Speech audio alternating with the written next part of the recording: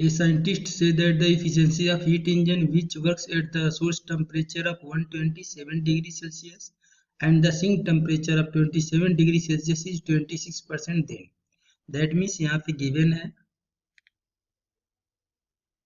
source temperature, that means T1 and T1 का value given है 127 degree celsius.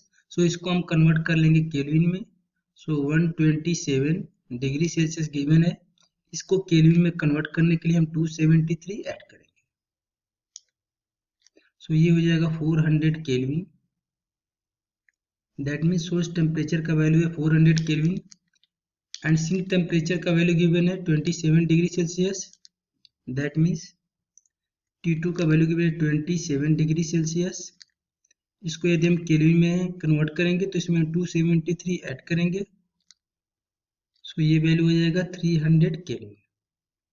That means source temperature 400 kelvin and sink temperature 27 degree celsius. That means 300 kelvin and efficiency of engine is given as 26%. हमें calculate करना है कि ये cycle possible है या impossible है. सो यहाँ पे हम ड्रॉ करेंगे डायग्राम ऑफ हीट इंजन. इसको हम बोलेंगे heat source. Heat source means high temperature T1 and यहाँ पे ये हो गया हीट इंजन. क्लॉकवाइज साइकिल होता है. जब भी क्लॉकवाइज साइकिल होता है तो उसमें हमें मिलता है work output and work output के लिए हम कैलकुलेट करते हैं एफिशिएंसी एंड ये टेम्परेचर T2. यदि heat engine Q1 amount of heat source से यदि रिसीव करेगा and Q2 amount of heat sink को यदि ये ड्रॉ कर देगा, देन वर्क आउटपुट होगा W equal to Q1 minus Q2. यहाँ पे हमें कैलकुलेट करना है कि साइकिल पॉसिबल है या साइकिल नहीं पॉसिबल है. तो इसके लिए हम कैलकुलेट करेंगे एफिशिएंसी ऑफ रिवर्सिबल साइकिल. सो यहाँ पे लिखेंगे एफिशिएंसी ऑफ हीट इंजन. यहाँ पे एज्यूम करें कि ये साइकिल रिवर्सिबल साइकिल है. यदि ये रिवर्सिबल साइकिल है तो रिवर्सिबल साइकिल के लिए एफिशिएंसी मैक्सिमम होती है और कोई भी साइकिल ऐसा नहीं बनाया गया है जिसकी एफिशिएंसी रिवर्सिबल साइकिल से ज़्यादा हो.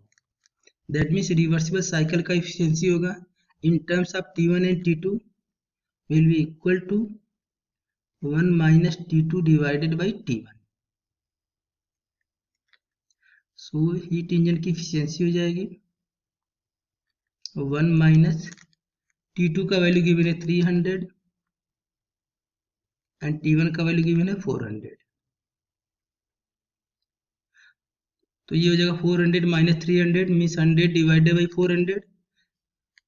तो हीट इंजन की एफिशिएंसी हो जाएगी 100 डिवाइडेड बाई 400. 2 जीरो से 2 जीरो कैंसिल हो जाएगा 1/4. यदि इसको परसेंटेज में कैलकुलेट करना है तो हम यहाँ पर 100 से मल्टीप्लाई कर देंगे. तो 1 डिवाइडेड बाई 4 इंटू 100. 4 को 100 से हम कैंसिल कर देंगे 25 टाइम में. That means 25%. इट मीन्स जो हीट इंजन बन रहा है इसकी मैक्सिमम इफिशियंसी 25% होगी. लेकिन यहाँ पे क्वेश्चन में गिवन है कि हीट इंजन की इफिशियंसी 26% है. सो ये इनकरेक्ट होगा. That means not possible.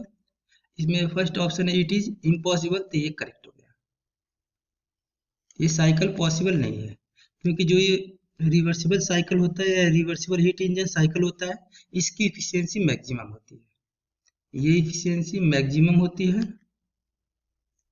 कोई भी हम ऐसा हीट इंजन नहीं बना सकते हैं जिसकी इफिशियंसी रिवर्सिबल साइकिल से ज़्यादा हो. और यहाँ पे रिवर्सिबल साइकिल की इफिशियंसी है 25%.